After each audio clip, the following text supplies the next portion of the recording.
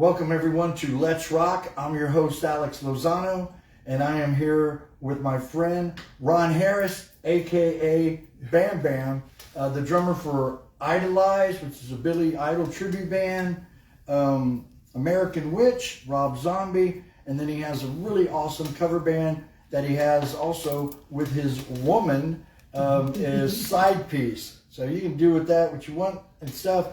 We got 15 questions for Ron, and we also have some lightning round ones too. So we're already ready to go. Okay. This is going to be a lot of fun here. Here we go, guys. Okay. Ron, let's start at the beginning. What first drew you to drums, and how old were you when you first started playing? Well, I got a drum set when I was 10 years old. My cousin, Stephen Droz, who is the drummer for the Flaming Lips. Oh, wow. Used to come to the house, and he didn't have a drum set. Right. So he would play my kit, and he would teach me different stuff. Right.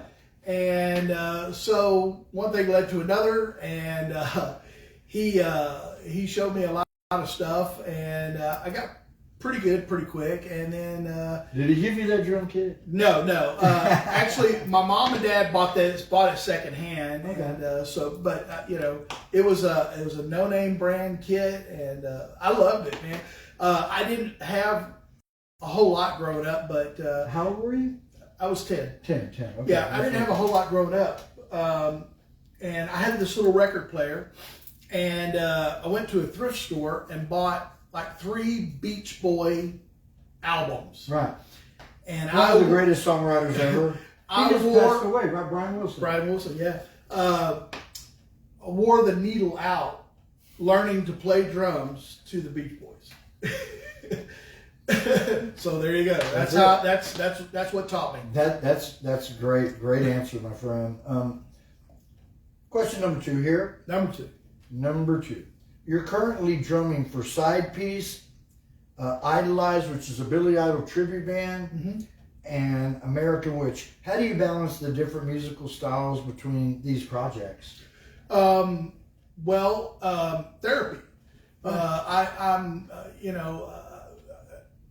When you have something like that, you really got to throw yourself all into being this persona. And each one has a persona. So when I walk out the door, you take a lot of pride in your work. I do. And when you walk out the door to go do something as, like the Rob Zombie band, they call me Bamfish. Right. So I take on the character of Gingerfish, who's in Rob Zombie. Right. And you just basically, when you walk out the door, you become it's just like Bamfish. It's just like an actor. Yeah. You take on that role. Absolutely. You want to give your best performance. Yeah. We're constantly watching concert footage, watching what they do, watching how they move, their little stick tricks, all that stuff. Yeah. And we just incorporate that into our shows. No, you take it.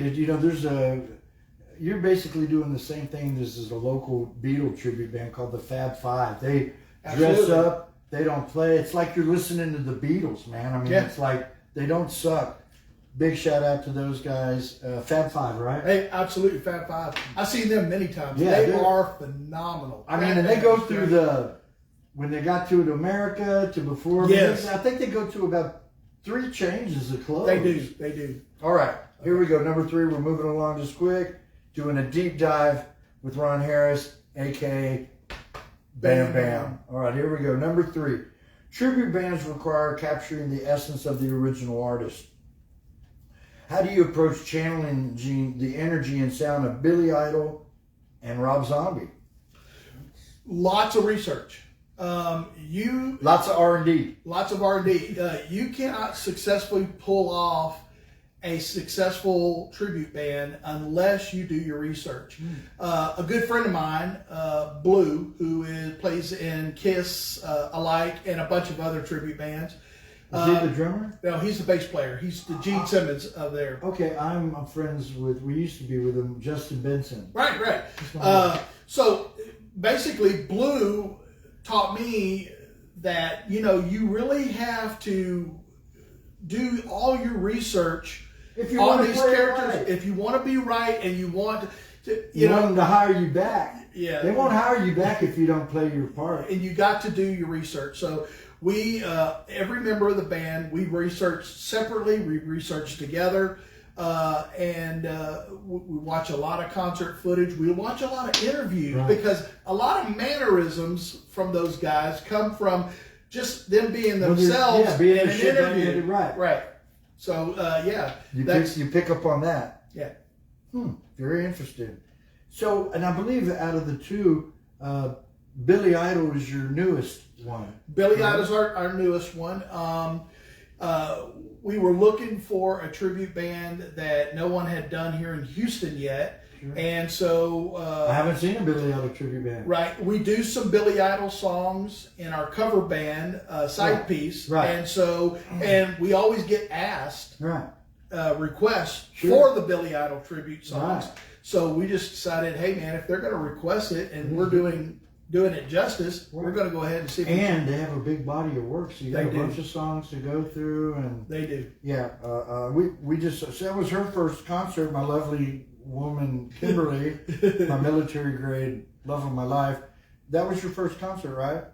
Yes. Yeah, and then she took me early May over a weekend for my birthday present. We went to see Billy Idol, and Steve Stevens was still with them. Oh yeah, absolutely. Guitar player, absolutely. And then the next day, we went to Home Run Club, sat in the rain. We heard later that Ted Nugent's stage and the light system got hit with a bolt of lightning, and they still went on with the show and everything. That was amazing. It was my raining. first time. Yep. Dude, and I'm talking to you, what is he, 73, 72, somewhere in there? He put me to sleep, man. That guy rocks. I mean, I want to tell you, here's a little tribute. Tidbit for you. Steve Stevens, you're talking about him as a guitar player for Billy Idol. I love him, man. Did you know, and you probably do because you're a guitar player yourself, did you know that he was the one who wrote the guitar part for Top Gun? No clue at all. That's Steve Stevens. Steve Stevens wrote the theme song for the Top Gun. Top Gun. Tom Cruise's. Yes, I'm a cruiser, but whatever. So, I'm not Scientology. It's not my thing, man. But Tom, I love you, boy. I'm going to do an interview with you. You just don't know it yet. I love you, Tom. All right. Here we go. We're moving along here. Oh, all right. Number 4. What's the biggest difference between playing in a tribute band versus an original band? I've got the number 1 answer. Can I give it? Go ahead. Money. It is money. It is money, but there's a lot of differences. I know. There's a lot of differences.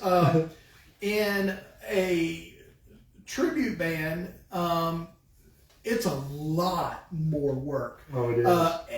And because you're getting all the nuances. And with an original band, you just have to be yourself. You have to be original. But when you're a tribute band, you have to be someone else the whole time. When you walk into the venue, to the time you walk out of the venue, you're that person. Yeah, even if you're dragging your gear out. Absolutely. Because none of y'all are making enough money to have roadies. Well, I don't know.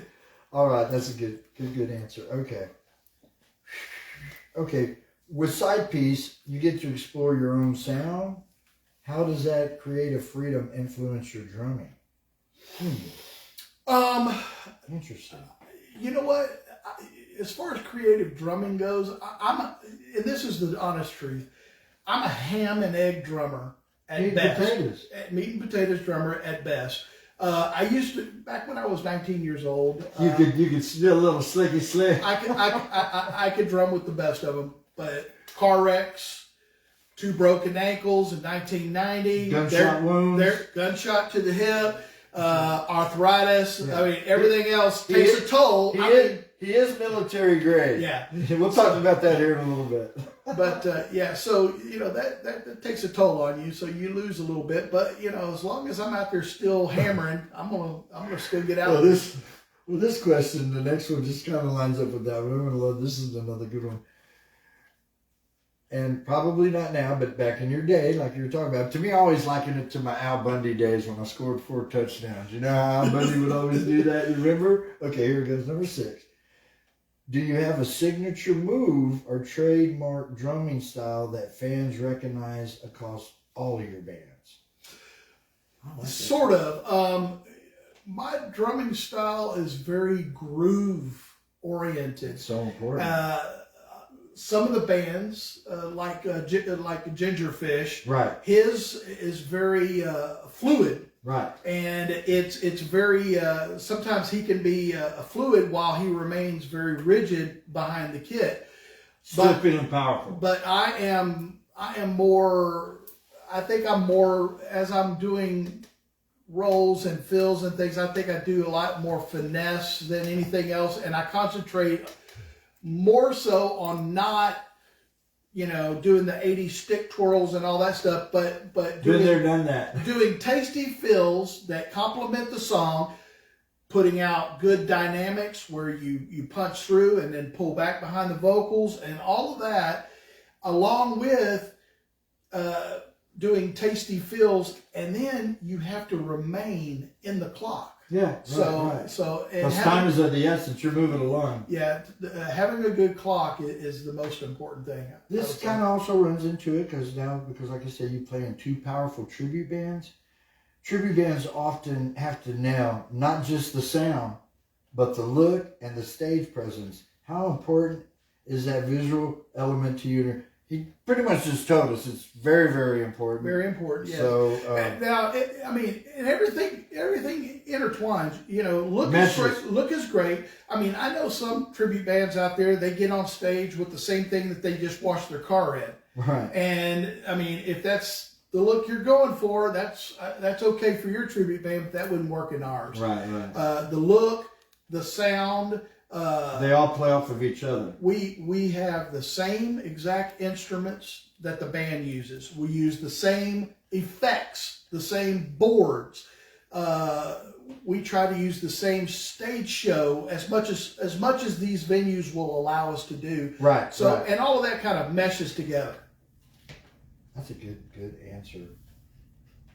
Bringing everybody. You guys all have to be on the same page when you're in a real. That's why I call it tribute band, because it's not like a cover band where you... Now, the cool thing about being in a cover band, because I know quite a few of them, is that they can play any song they want, but they do it their way. See, that you can't do that in a tribute band. No, you cannot. Yeah, because it wouldn't be a tribute band. That's right. All right, we're at question number 8. We're more than halfway through there. We got all kinds. Don't forget, stick around. We have the Lightning Round with Ron Harris, a.k.a. Bam Bam. Right there, baby. Ooh, don't leave you hanging. Okay, here we go. This another good one. Can you share a funny, unexpected story from a live show that fans might not know? From a live show. From a live show. Okay. I was playing drums behind a well-known country singer at the Houston racetrack. Now, I'm not going to name names. Right. But at the same time, it was at the horse track. Right. At the same time, they were having a crawfish bowl there at the horse track. Sam Houston. Okay. So we were playing out on basically a flatbed trailer in this arena area. And you remember, you don't have to say the name, but you can literally. Right. So I was a very young man at the time, and I imbibed a little bit too much beer with my crawfish. And I got on behind the drums. Oh, no. And the drum throne was literally inches from the back of this trailer. Oh. And I tried to adjust my throne and fell off backwards onto the pavement below the thing. Yeah. Got up immediately like nothing happened, threw my throne back on, crawled up just in time to do a cymbal swell on the first two. What did you fracture, and what? I didn't fracture anything other than my pride. Oh, man. The pride was gone. Isn't that funny how fast you dropped when you jump up when gravity hits you? Like, hey, I didn't fall. It's like, I'm good now. Playing music just like anything else for a young man or an old man or a medium man or whatever kind of man. Right. If you're a musician, everything is a learning experience. Right. And a lot of these learning experiences will teach you lessons, sometimes really hard lessons in the worst way possible. And this one kind of lines up a little bit with that. The very little, but I think it's a really cool question here. Playing in 3 active bands means a lot of rehearsal time. Yes. How do you keep your stamina and timing sharp? Glenn Levitt. Glenn Levitt. I hit comedy too. I am a paid spokesman for the Glenn Levitt Fine Scotch Whiskey. Anyway, we're talking sponsorship deal here. Keeping it real. Let's rock with Alex. A lot of drummers want to go after the Pro Mark drumsticks, after the Zildjian cymbals. You go for the Glenn Levitt. Yeah. And the taste of good drummers, refined drummers everywhere. Right. Yeah, that's funny. Too funny. Okay. All right, man. We are moving along just fine. Question number 10. All right, here we go. Which song across all your band set lists is your absolute favorite to play live, and why? So out of all the bands. The set list? There's a couple of songs in side piece. I like to do Barracuda, but not because of the drumming in there. The drumming is quite technical, but I love to listen to Debbie, our lead singer, belt out Ann Wilson and just nail it. So that's one of my favorite ones in side piece. In AKA his better half. Yeah, my better half. In Zombie, I like Thunder Kiss. Oh man, great song. Yeah. Super badass song. There's a bunch of them that I really like in that band, but that one's got to be the best one. And American Witch is playing September the 6th at the 19th hole, Time Capsule. And who else? Can't believe I memorized. Blind in Texas. Wasp. Tribute to Wasp. And I hear they're really good, man. Yeah. All right, we're moving That's going to be a along. great show, by the way. Yeah, we're going to definitely try to make it if we're not booked somewhere. Here's number 11. Number 11. And like I said, guys, we're not done by a country mile. We have some quick fire questions. All right, here we go here. Okay. Number 11. Has there been a show where you felt everything just clicked and the crowd's energy was off the charts? The last show that we did at BFE Rock Club as American Witch was really off the chain. The crowd really responded to it really well. What was the last song? The last song is American Witch. Oh, okay, yeah. So that's how you ended the show. Ended the show with American Witch, and we have a giant. Well, I don't want to give this away, but I'll go ahead and do it just so exclusive you guys. On This is Let's exclusive Rock. on Let's Rock. We have a giant witch that we keep chained up in a box, and she pops out of this box. God. She's 12 foot tall, Oh. and she inflates and puts her powers over the crowd while we do our last song of the evening. Wow. Like I said, you got to go that extra mile. Right. That's almost like y'all's version of Eddie for Iron Maiden. Yeah, absolutely. So yeah, I love that. All right, number 12. Who are your biggest drumming influences, and how should they show up in your playing today? I already know number 1 or one of them, and that's Karen Carpenter. Yes, right? Karen Carpenter. And in no particular order, just some of your favorite drummers. Alex Van Halen. What a power guy. Yeah. Hot for Teacher. Jesus, that drum solo. Yeah, Charlie Watts. Great Rolling Storms. Great pocket You said the drummer. drum. I'll see if I can. I've nailed it. Moving up. Name the other one. Yeah. I think you're about to throw me a loop here. Well, Peter Criss, of course. I mean, everybody grew up. And he wrote the hit song Beth, 1977. Right. Grammy Award. Right. Right. So those are just some. Okay. Very good. Very good. Oh, number 13, man. We're almost to this quick fire, and they will be quick like a Japanese bullet train. So be ready. All right. Here we go. Oh boy. Okay. The rock scene is full of big personalities. What's it like working with different musicians in each of your bands? The musicians in my band are family. We could not pull off 3 separate bands. There are some musicians, they can't even be in one band without causing drama, but you hear that?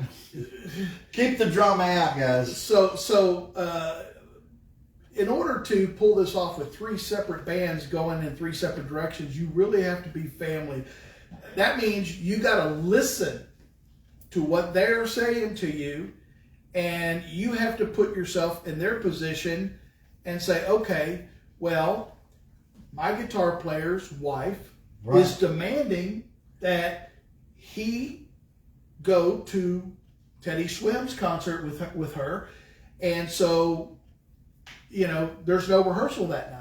So, that's right. He was in town. He's coming to town. You're talking about that. I just talked about his event for my radio show. So anyway, I mean, you know, there's a lot of things. You gotta listen. You gotta be flexible. There's a lot of flexibility in bands and stuff.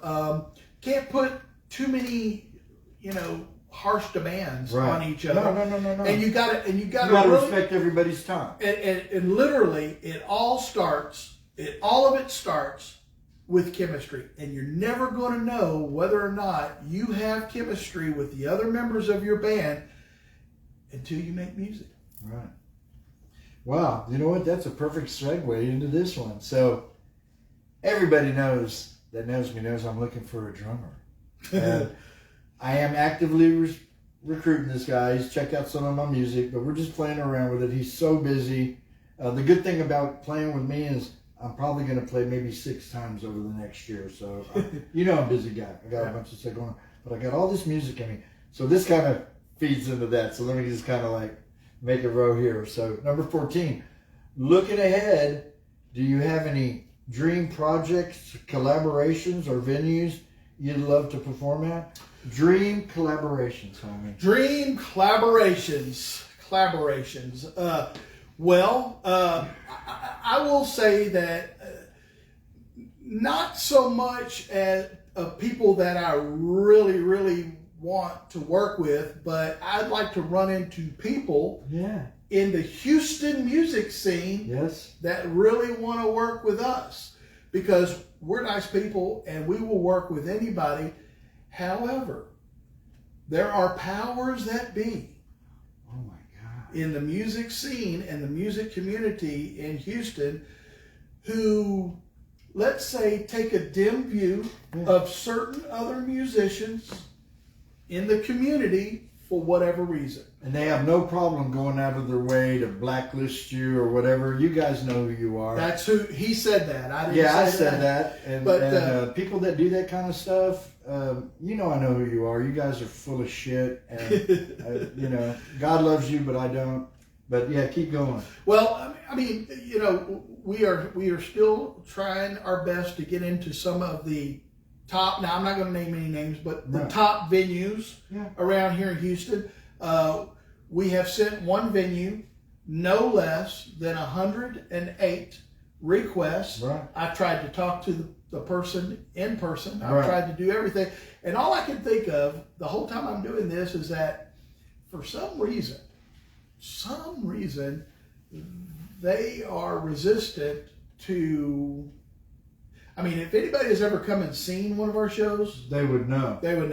So a combination of haters, jealousy, ignorance. Whatever. But you know what? Here's the thing.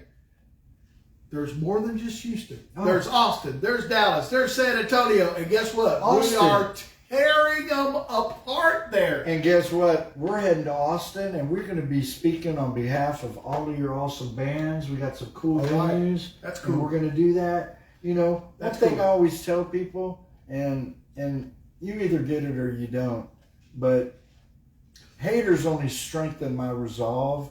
And you know, it sucks that there's that kind of, when people just can't be just happy for you. I do want to say that the venues and the clubs who have really stood behind us and stood up to these factions, these little cliques. Man, thank y'all so much for backing us, and thank y'all so much for believing in us. BFE Rock Club, 19th Hole. I mean, there's a bunch, but And guys, we're losing venues. We lost Concert Pub North. Man. We lost Acadia.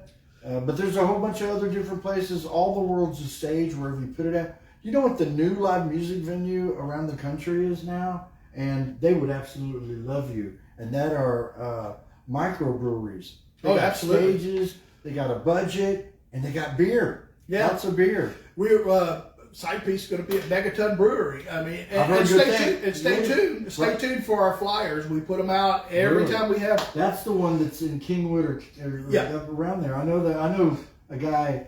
Are you dealing with a guy named Jordy? He used to play in a band. I think a friend of mine might be booking that place. All right, guys, we're at question number 5 before we get to the quick fire. Drum roll, please. All right, quick fire questions after our last one, number 15, guys. And this is a good one. Y'all youngsters, young whippersnappers, pay attention. All right. For aspiring drummers out there, what's one piece of advice you wish someone had told you earlier in your career? Okay. I have taught some drum classes before. And these young drummers, they come to me and says, well, I want to learn some of that, that blast beat, that does. I says, you want me to show you something really cool? And I put on the metronome. I said, I'm going to show you something really cool. And do-da, on the metronome for 2 solid minutes, 3 solid minutes, 5. And they're looking at me like I'm crazy. You didn't do anything. Oh, I did. Now, let's put the metronome on, and you sit there, and I don't want to hear you get off. Let's see if you can do it for a minute. So there you go. Right there, somebody told me, pay attention and learn to play with a metronome, learn to have a good clock, and that leads to good pocket. And that leads to being able to feel and dynamics. All those things are a must-have for a pro drummer. Great. So my guitar sensei told me the exact same thing, and he is a musical genius. Eric Avenger, I love you. He's also one of the top bamboo flute players in the world. But he straight up told me, he says, Alex, until you start playing with a metronome, which you should, even though you got great timing and good stuff, you're not trying to be a pro. And he told me, and he's the guy I don't even talk music with because, as you get older, and people will tell you, other musicians will tell you that a song has to breathe, and it does. A song has to breathe. So, air it out. It's going to get a little faster. It's going to get a little slower, especially whenever you're using dynamics, and that's all great and good to have that.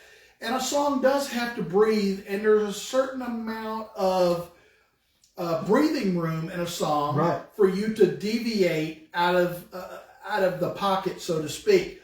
But if you're inchworming, which means you speed up, you slow down, you speed up, you slow, that's not good. No, not at all. Not at all. All right, guys, we're going to take a little, not a commercial break. We're going to still stay going live, but I want to thank some of my sponsors that make this happen because without them, it wouldn't happen in any way, shape, or form. You know Kevin Wildman of Music News, right? Yes, yeah. He's been around forever. He's been a close, dear friend of mine forever. He's always done right by me. I also wanted to give a big shout out to Slade Anthony Deliberto of Slade Studios. He is a world-class motion capture artist. He's also the guitar player for Riot the Witness. He does all of the anime work stuff for a little band that you might have heard of called 3 Days Grace. And he's just absolutely amazing. And we're going to catch them next Sunday. I was asked to see if you could come out to the show. His band Vetted is opening up for Snakebite Whiskey, right, baby? Snakebite Whiskey at the world famous Dan Electros. A big shout out to my boy J. Lambs Remy. Be sure to check out our show, which were mentioned in your shows. Rock the Rage Radio. A big shout out to Lone Star Community Radio. That's my other radio show. Texas songwriters. I think one day I'm going to have like 7 radio shows and 5 podcasts. No, I'm just kidding. But here we are. If I left anybody out, you know I love you guys. Oh, wait a minute. My buddy, go check out Trump is on the Way by my real good friend and business partner, Travis Bashan. He's really Kentucky boy. We've got some ginseng infused whiskey that's coming here. We have oxygenated water, all these wonderful things that we're going to bring into Texas.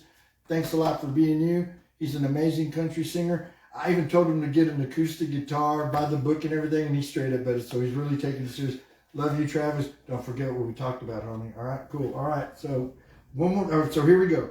The quick fire questions. I'm going to come at them like a Japanese bullet train. Okay. So I got to do this. Okay. Okay, here we go. We got 10 of them, all right? 10 questions. We got 10, got a little closeout, and then we're going to have some awesome meat lovers pizza with no pork. So y'all tune in for that. You'll see pictures of me having my black belt and tongue food. All right, here we go. Quick fire question number 1. Number 1. First concert you ever went to? 1974, Led Zeppelin with my aunt. Was that at the Houston Coliseum? Yes, it was. Wow. I remember people used to sneak in there. You coming out of the bathroom, they used to sneak in there. Okay. Favorite drummer of all time? Go ahead. Karen Carpenter. Oh my God. I was going to play my Johnny Carson Carnac. You know? You told me that earlier, but we're just saving that for you guys here. Hey, Google Karen Carpenter. Google Karen Carpenter drum solo. She'll make a believer out I'm of it. serious. Like 110 pounds, little bitty thing. I think she died of cancer or something. Yeah, it was terrible. She was amazing. And her brother was really good too. Amazing entertainers, both of them. Number 3, double bass or single pedal. What's your go-to? I like both, depending on what I'm doing, but I would rather have a double pedal than just a single. Do more stuff, right? Well, it's a feel thing, and I don't do a lot of, there's not a lot of room in Billy Idol for a bunch of For Vinnie Paul. But you can add a lot of tasteful things if you have a double pedal. Right. So you have more options. More options. That's what it's all about. Okay, here we go. Number 4. One song you wish you had written the drum part for. That's a good one right there. Think about it. We got time. We're good. The drum part 4. I would have to say Van Halen. Hot Tradition. Yes. Noster Stone is telling the story. Okay, anyway, that's fine. Super guessing. All right. All right. Here we go. Number 5. We're halfway through. Halfway. Here we go. Okay. Oh, God, this is going to be fun. Well, I'm thinking it might be. All right, here we go. Loudest bandmate in rehearsal, and you can name names. Who is the loudest bandmate? That would have to be You. me. Right, you're the drummer. Okay, Yes, anyway. it's me. All right, honey. All right. Favorite Billy Idol song to play? I like the old stuff. I got it. Wait, I know what you're going to say. White Wedding. No, Rebel Yell. Rebel Yell. Rebel Yell. Eyes Without a Face too, but that's a great song. Yeah. And I love the video too. Yeah. Favorite Rob Zombie song to play? I like a bunch of them. Thunder Kiss 65. Nosferatu Pussy. I mean. Right. I know what song you're talking about. Okay. All right. Number 8. If you weren't a drummer, what would you be doing? I have to carry a lot of gear. So if I wasn't a drummer, I would probably be a harmonica player. Kim has got harmonica skills. No, Hamilton Loomis, I'm telling you, bro. Wait till you hear my girl, man. We're doing it, man. Big time shout out to you, Hamilton Loomis. Have you ever had a chance to see that young man play? I haven't. Okay, so real quick, Hamilton Loomis is like a living Texas legend. At 10 and 12, he was brought up on stage by Bo Diddley. He's just an amazing artist. He plays Prince as good as Prince, a guitar player, singer, and world-class harp player. We did at the new blues place in Conroe, Lucy Blues. We did a little sit-down with him as he was doing a harmonica clinic. Oh. So people were playing. There was about 20, 25 people. Sounds like something, pop. So sounds like something I should have been a part of. Yeah, I'm telling you, man. Not a bad thing here. Okay, here we go. We're almost done here. All right. Then I got a couple of other things going on. Biggest guilty pleasure song in your playlist right now? In my playlist right now, be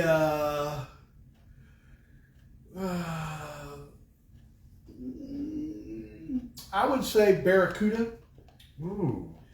We do Barracuda. I mean, there's a ton of songs that we do really, really well that I enjoy playing. Yeah. But the reason I like Barracuda is because my wife, or our lead singer, she nails it. She nails it. Yeah, she nails it. She's got her inner Ann Wilson. She got some pipes. That's right. That is Pat. Your girl? Debbie. Debbie. And is Harris, correct? Yeah. Okay. I was about to say Panisch, but I wasn't sure. I got all confused here. Okay. Now, last one. Last question here, but I have a couple of my own here. We're doing a deep dive here with Bam Bam. Most underrated piece of gear in your drum kit. Most underrated piece of gear. I am 59, turning 60 this year. Matter of fact, I'm going to throw a little thing out here. I'm going to be having Bam Fest, which is a blowout birthday party for me. I'm going to have some real guests, and I'm keeping this under wraps, but I'm having some real guest bands show up for this. Right. We're going to do it as American Witch. Okay. It's going to be at BFE Rock Club. What do you kind of having a date or? It's going to be in December. I think December the 20th is going to be the day, and it's going to be called Bam Fest, and it's going to be my birthday party. So everybody come out and check it out. All right, Frankie. We got some real cool stuff for you. So got some secret bands that we're going to bring out. Well, I'm hoping I'm going to be able to attend and stuff like that. Frankie, I've been advertising the club, showing lots of love. I still love you, Frankie. You're the man, the Don of the Houston music scene. So what was the last question again? Most underrated piece of gear in your drum Most kit? underrated piece of gear. Okay, I am 59, turning 60, and arthritis, stick grip. So I play with gloves now. I never used to play with gloves, but I started playing with gloves so I could hold on to sticks longer. Yeah. And so, so my drum gloves are probably, That is awesome. So now, don't need this anymore. You know, that's for you. Thank you very much. Saved the day letting us use this phone, by the way. Tell us, in no particular order, because I kind of have an idea of this when I ask this question, but on this show we always give thanks and praise to the Almighty and what we're thankful for, and who have made the biggest difference in your life, you know, the people that keep you going. You know? I know one of them is your bandmate. My wife, for sure.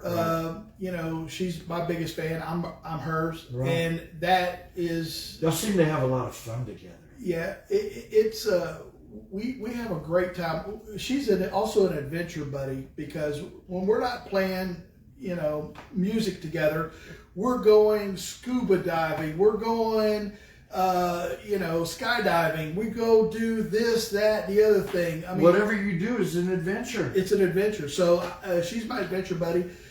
So I'm really thankful to have her. I'm really thankful. And all three of your bands? And all three of my bands. It works because when you find chemistry, you don't just let that go. No. And if you can bleed that and push that and mold that into three separate successful ventures in the music scene and the music industry, you do that. Or if you have a girl that does the same for you, and you might have 5 or 6 personalities, not saying I do, but thank you, Kimberly. No, man, it has been an awesome with you. tell us some things. Oh, wait a minute. You have a badass show coming up tomorrow. Where at? Yeah, I think it's in New Caney. Where are you at? Yeah, 1485 Ice House and Bar. It's in New Caney. It's a free show, so come out and check us out. Side Piece. Side Piece is the band. It's a cover band. We're going to be jamming 8 o'clock. It starts at 8 o'clock. 3 full sets of music. So we'll be there all night. You come whenever you want to.